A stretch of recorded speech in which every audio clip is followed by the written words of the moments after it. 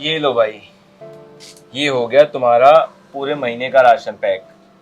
ये तुम्हारे 5 किलो चावल हैं, इसमें 2 किलो चीनी है, सारी दालें 1-1 किलो हैं, और हाँ, मसाले भी 250-250 ग्राम पैक कर दिए मैंने। और बाकी का तेल, शैम्पू, खाने की चिप्स, सब कुछ इसी में भैया का। ठीक है।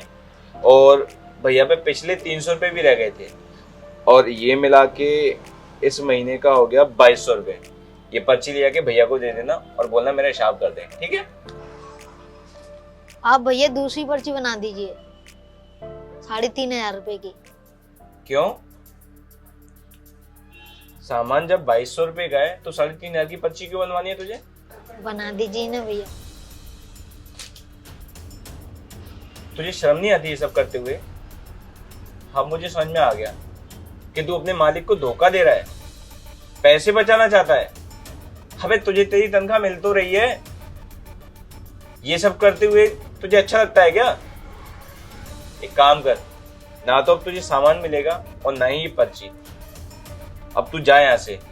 मैं ना खुद जाकर रुद्र भाई से बात करता हूँ, उन्हें बताता हूँ तेरी हरकतों के बारे में। समझा? जा यहाँ से।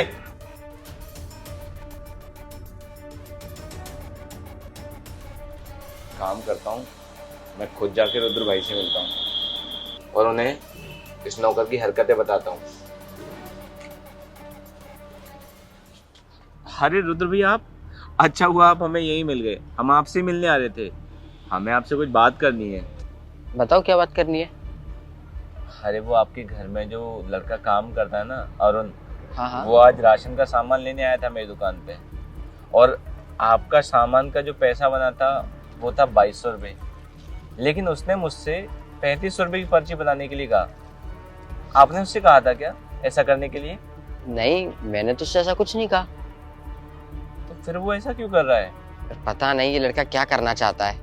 अब कल की बात ही देख लो, मेरे घर में काम चल रहा है ना, तो मैंने इसे सीमेंट मंगाया था। तो उसने क्या किया कि वहाँ बिल बनना था 1700 रुपये का, पर इसने पर्ची बनवाई 5000 की। वो तो सीमेंट वाला मेरा दोस्त था, तो उसने मुझे कॉल करके बता दिया। लेकिन ये ऐसा कर क्यों रहा है? पहले भी ऐसा किया है क्या इसने? अरे नहीं, पहले ये काम नहीं करता था हमारे यहाँ, इसके पिताजी काम करते थे। वो तो बहुत ईमानदार थे, 11 साल से हमारे यहाँ काम कर रहे थे, 1 रुपये का भी उन्होंने घपला नहीं करा अब तक। पता नहीं ये ऐसा क्यों कर रहा है। अभी तो उनकी तबीयत खराब है बहुत ज़्यादा, तो इसलिए वो आ नहीं पा रहे हैं, तो उनकी जगह ये आ रहा है।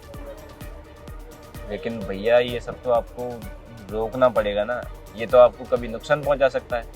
सही कह रहे हो तुम। अच्छा है तुमने बात मेरे को बता दी। वैसे पता है अभी मेरे से 3000 रुपये ही मांग रहा था कुछ दिन पहले, पता नहीं उनका क्या करता है ये। लेकिन इसे 3000 रुपये क्यों चाहिए थे? अरे इसके पिताजी बीमार है ना, इसीलिए चाहिए थे इसको। भैया मुझे 3000 रुपए चाहिए थे। क्यों चाहिए 3000 रुपये? वो मुझे पापा को अपने हॉस्पिटल में एडमिट करवाना है। अरे पापा बीमार हैं तो उनको सरकारी हॉस्पिटल में दिखा लेना, वहाँ भी तो जांच फ्री में हो जाती है, कि प्राइवेट में दिखाएगा। सरकारी हॉस्पिटल वाले बोल रहे हैं कि आपके पापा 15 दिन बाद भर्ती किए जाएंगे। देख भाई, मैं तुझे 3000 रुपये तो नहीं दे पाऊंगा, और 3000 तो छोड़, मैं तुझे इस महीने की सैलरी भी नहीं दे पाऊंगा, अगले महीने दूंगा, क्योंकि घर में कितना काम चल रहा है तू भी जानता है। समझा? कुछ दिन इंतजार कर ले, 1 महीने में तेरा बाप मर नहीं जाएगा। जा यहाँ से आप। अच्छा हुआ मैंने नहीं दिए। अच्छा नहीं हुआ भैया, और मैं बहुत अच्छे से समझ गया हूँ कि ये लड़का ऐसा क्यों कर रहा है। क्यों कर रहा है? 3000 रुपये के लिए। 3000? अरे क्या कहना चाहते हो, साफ साफ बताओ। भैया साफ साफ ही तो है। देखिए, आज ये मेरे पास आके 1700 रुपये ज़्यादा लिखवा रहा था, और कुछ समय पहले आप बता रहे कि सीमेंट वाले पे इसने 1300 रुपये ज़्यादा लिखवाए थे, और इन दोनों को मिला के कितने होते हैं? 3000 रुपये। ये वही 3000 रुपये हैं जो इसको अपने बाप के इलाज के लिए चाहिए थे। अगर आप उसे पैसे नहीं देंगे तो उस बेचारे को तो कहीं ना कहीं से बंदोबस्त करना पड़ेगा ना पैसों का, क्योंकि वो तो गरीब है, आपके यहाँ काम करता है, और जब मालिक उसकी मदद नहीं करेंगे बुरे वक्त में, फिर क्या करे बेचारा। दरअसल गलत वो नहीं, गलत हम लोग हैं। जो हमने देखा हमेशा वो सच नहीं होता। वो बेचारा अपने बाप के इलाज के लिए सब कर रहा है। तो भैया एक बात बोलूं, कभी किसी की मजबूरी का इतना फ़ायदा नहीं उठाना चाहिए कि वो मजबूरी में कुछ गलत कदम उठा ले। मैं मानता हूँ कि उसने गलत किया है, मैं उसका सहयोग नहीं कर रहा हूँ इस बात में, लेकिन गलती इसमें आपकी है।